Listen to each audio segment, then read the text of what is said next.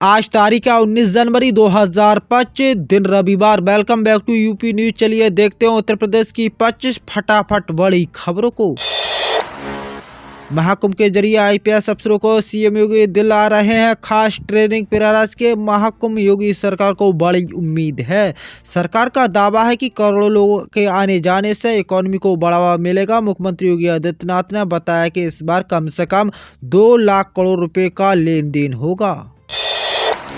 UP के जिले में बदलेगी बस स्टैंड की जगह, इस वजह से दूसरी जगह होगा शिफ्ट। गाजियाबाद बस अड्डे को PPP public private partnership model बनने की योजना। उत्तर प्रदेश राज्य सड़क परिवहन निगम यूपीएससीटीसी का एक महत्वपूर्ण प्रगतिशील कदम है। यात्रियों को बेहतर सुविधा देने और नियमित इंफ्रास्ट्रक्चर बनने का लक्ष्य है।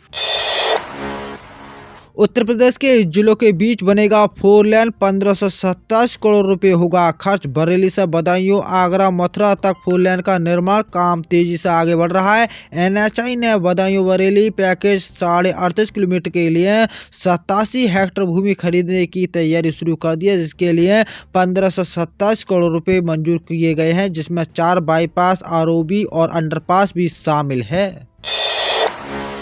बिजली उपभोक्ताओं के लिए एक और खास मौका। ओटीएस का तीसरा चरण 31 जनवरी तक। उत्तर प्रदेश सरकार ने बिजली के बकाये बिल के आधी भार से छूट प्राप्त करने के लिए एक मुश्त समाधान योजना का तीसरा चरण शुरू कर दिया है। इसी योजना के तहत उपभोक्ता को 31 जनवरी 2025 तक ओटीएस भी दी जा रही है। छूट का लाभ उठा सकते हैं, जिसमें विभिन्न श्रेणियों के उपभोक्ताओं को अलग अलग छूट दी जा रही है। गोरखपुर से लखनऊ के बीच 160 किलोमीटर की प्रति घंटे की रफ्तार से चलेंगी ट्रेनें। पूर्वी रेलवे के खाते से जल्द ही एक और उपलब्धि दर्ज की हो जाएगी। यात्रियों की सुविधा को बढ़ोतरी और रेल नेटवर्क के रेल के लाइन की बिछाने के लिए सर्वे को मंजूरी मिल गई है। इसमें पूर्वोत्तर रेल को जाने वाली ट्रेनों की गति सुधार आएगा। सर्वे का काम पूरे होने की उम्मीद है। दिल्ली यूपी में घने कोहरे ने थामी रफ्तार, दर्जन ट्रेनें लेट। ठंड के साथ घने कोहरे के आसार। दिल्ली एनसीआर ही नहीं बल्कि उत्तर भारत के कई राज्य भी जनजीवन को प्रभावित कर रखा है। शुक्रवार को दिल्ली एनसीआर के साथ उत्तर प्रदेश के अधिकांश जिलों में पंजाब, हरियाणा, राजस्थान भी घने कोहरे का प्रकोप दिखा। इसी कारण ट्रेन की रफ्तार को थमी है, बल्कि काम दृश्य के कारण उड़ानों पर भी असर पड़ा है।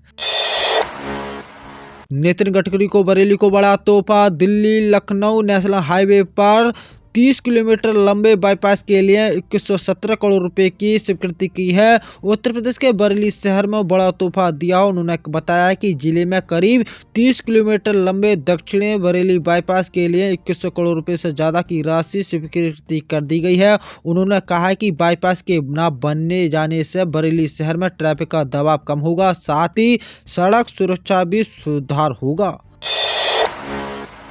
यूपी के किसानों के लिए खुशखबरी। योगी सरकार ने 150 रुपये बढ़ाया गेहूं का समर्थन।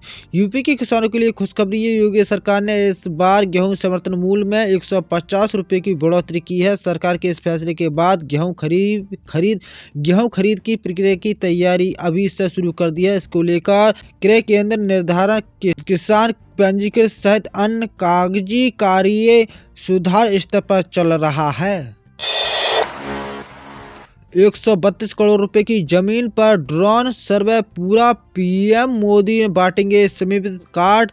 केंद्र सरकार ने अपने समन्वित कार्यक्रम के तहत ड्रोन तकनीक का इस्तेमाल करते हुए 6700 वर्ग किलोमीटर की ग्रामीण जमीन का सर्वेक्षण पूरा कर एक महत्वपूर्ण उपलब्धि हासिल की है। इसकी अनुमति कीमत 132 लाख करोड़ रुपए की है। ये जानकारी केंद्र सरकार की पंचायती राज विभाग ने दी है। यूपी में 18 जनवरी को संपूर्ण समाधान दिवस स्थगित। सरकार ने की घोषणा। प्रधानमंत्री नरेंद्र मोदी द्वारा कल 18 जनवरी माह के तृतीय शनिवार को समन्वित योजना के अंतर्गत देश भर में तैयारी की गई है। प्रॉपर्टी कार्ड के घरौनियों को नई दिल्ली की इलेक्ट्रॉनिक वर्चुअल मोड के माध्यम से वितरित किया जाएगा, जबकि मुख्यमंत्री योगी आदित्यनाथ के चयनित लाभार्थियों को भौतिक रूप से घरेलू की वितरित किया जाना संभावित है।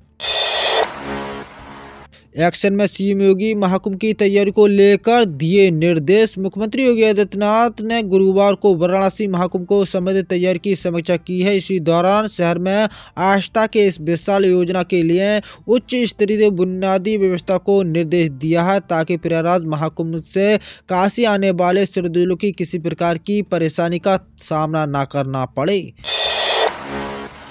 गाजियाबाद में भाजपा नेता पर कारोबारियों के खिलाफ मुकदमा दर्ज, करोड़ों रुपए का है। गाजियाबाद में कबीर नगर थाने में भाजपा नेता सुदन रावत को और कारोबारी राजीव अरोरा पूर्व के बेच के कई फ्लैट दूसरे लोगों को बेचने का आरोप लगाते हुए कबीर नगर थाने में मुकदमा दर्ज कराया गया है। कबीर नगर अंजुन मित्तल ने पुलिस को शिकायत कर बताया है कि अपनी कंपनी के निवेश में 5.25 करोड़ रुपए को लेकर कारोबारी राजीव अरोरा ने सुदन रावत ने ठगी की थी। योगी सरकार पर अखिलेश यादव का बड़ा आरोप, जानिए सपा सुप्रीमो ने क्यों कहा। समाजवादी पार्टी के राष्ट्रीय अध्यक्ष और पूर्व मुख्यमंत्री अखिलेश यादव ने योगी सरकार पर फर्जी आंकड़े पेश करने की गंभीर आरोप लगाए हैं।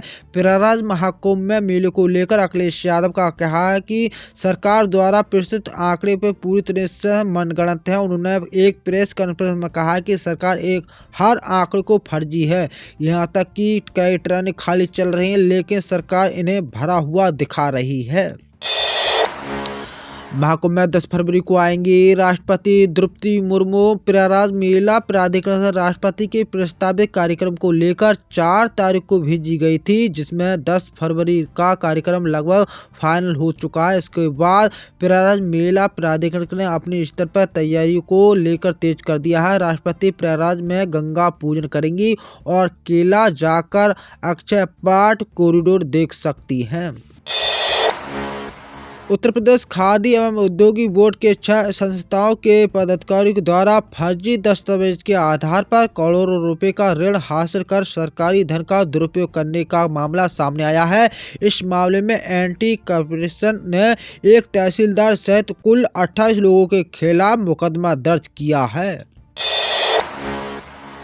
लखनऊ में किसानों की फार्मरी रजिस्ट्री में बड़ी लापरवाही, 6 जन सेवा केंद्रों को लाइसेंस किए निरस्त। राजधानी लखनऊ किसानों की फार्मरी रजिस्ट्री से जुड़े मामले को बड़ा एक्शन हुआ है। फार्मरी रजिस्ट्री करने में लापरवाही मिलने पर संयुक्त कृषि निदेशक ने 6 जन सेवा केंद्र का लाइसेंस निरस्त कर दिया है। जिले में संचालित जन सेवा केंद्रों का निरीक्षण संयुक्त कृषि निदेशक लखनऊ मंडल अनिल कुमार पाठक ने कार्रवाई की है। अनिल कुमार पाठक ने बताया कि हर किसान की एक यूनिक आरटी बनाई जा रही है, जिसमें प्रधानमंत्री किसान सम्मान निधि योजना के समेत सरकारी योजना का लाभ एक क्लिक में मिल सकेगा। यूपी के यहाँ 10 जिले होंगे विकसित, बदलेगी सूरत। कानपुर के लोगों के लिए खुशखबरी, कानपुर विकास प्राधिकरण ने 2025 के लिए बड़ी योजना की तैयारी शुरू कर दी है।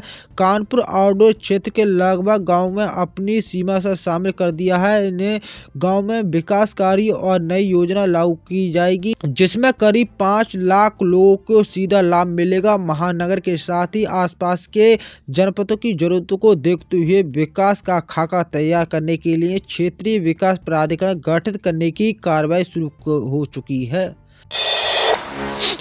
यूपी के शहर में होगा करीब 5,000 करोड़ रुपए का निवेश, 16,000 लोगों को मिलेगा रोजगार। नोएडा विकास की रफ्तार को नई दिशा देते हुए 18 नई कंपनियों को लगभग 4800 करोड़ रुपए का निवेश करने जा रही है। ये निवेश औद्योगिक संस्था, व्यवसाय और आवासीय क्षेत्र में होगा, जो न केवल क्षेत्र के विकास में सहायक होगा बल्कि 16,000 से अधिक लोगों के लिए रोजगार के नए अवसर भी पैदा होंगे। नोएडा प्राधिकरण इस दिशा में अपनी तैयारी तेज कर दी है। महाकुंभ में काशी आने वाले श्रद्धालुओं को दी जाएगी उच्च स्तरीय बुनियादी सुविधा। मुख्यमंत्री योगी आदित्यनाथ ने प्रयागराज महाकुंभ के दौरान काशी आने वाले श्रद्धालुओं को उच्च स्तरीय बुनियादी सुविधा उपलब्ध कराने जाने के निर्देश दिया है। मुख्यमंत्री योगी आदित्यनाथ ने बृहस्पतिवार को वाराणसी के दौरान सर्किट हाउस के महाकुंभ में संबंधित तैयारी का विकास परियोजनाओं को और कानून व्यवस्था की व्यापक समीक्षा की। एमपी में जनता दरबार जाने से पहले करना होगा ये काम, सीएम हेल्पलाइन नंबर में मिलेगी एंट्री। प्रदेश के मुख्यमंत्री मोहन यादव ने राज्य में सीमा जनता दर्शन जनता दरबार लगने की बात कही थी, इसीलिए 6 जनवरी की तैयारी भी पूरी कर ली गई थी, लेकिन उस दिन जनता दरबार नहीं लगा था। अब जनता दरबार में जनता की पहुंचने बढ़ाने के लिए अधिकारियों ने बताया है कि कैसे सीएम से मिलकर अपनी शिकायत की जा सकती है। उनका कहना है कि जनता दरबार को सीएम हेल्पलाइन के साथ एकत्र किया जाएगा। महाकुंभ से यूपी के डीजीपी में 1% से ज्यादा वृद्धि का अनुमान। आर्थिक क्षेत्र से जुड़े विशेषज्ञों का मानना है कि 45 दिन तक चलने वाले महाकुंभ के दौरान होने वाले कारोबार से न सिर्फ रोजगार और न मुनाफा को बढ़ोतरी होगी, बल्कि उत्तर प्रदेश की डीजीपी ने 1% या उससे भी ज़्यादा की वृद्धि हो सकती है। तो दोस्तों, हमारे चैनल पर पहली बार आए हो तो चैनल को सब्सक्राइब कर लेना, वीडियो को लाइक कर लेना, हमारी वीडियो को अपने दोस्तों को ज़्यादा से ज़्यादा शेयर कीजिए।